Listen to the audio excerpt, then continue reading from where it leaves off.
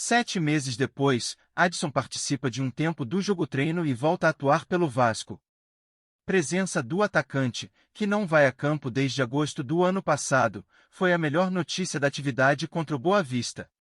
Carille conta com ele para o início do Brasileirão. Na vitória por 2-1 sobre o Boa Vista no jogo-treino realizado no sábado, no CT Moacir Barbosa, o Vasco contou com um reforço. Adson participou de um tempo inteiro da atividade e foi a campo pela primeira vez em 7 meses. A presença do atacante, que precisou passar por uma cirurgia no ano passado e não joga desde agosto, foi a melhor notícia para o Vasco no jogo-treino.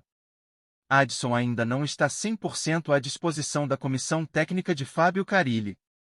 Depois da atividade, o Vasco divulgou um boletim médico e informou que o jogador segue em evolução, aumentando os volumes de treino com o grupo e ganhando condicionamento.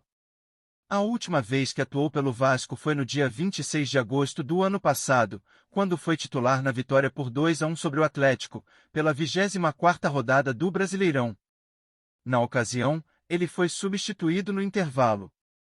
Adson vinha sofrendo com dores na perna direita e, depois daquela partida, preferiu ser submetido a uma cirurgia para corrigir a fratura na tíbia. A operação ocorreu no dia 4 de setembro, e a previsão inicial era de que ele poderia voltar entre fim de novembro e início de dezembro. Mas o atacante teve complicações no processo de recuperação. Em determinado momento, ele passou a sentir a placa de fixação raspando na perna e precisou ser submetido a uma nova intervenção cirúrgica para retirá-la. Na semana passada, ele se juntou ao grupo e participou de algumas atividades com o elenco principal pela primeira vez desde a cirurgia. Neste sábado, não se queixou de dores e nem de qualquer outro problema durante o jogo-treino no CT.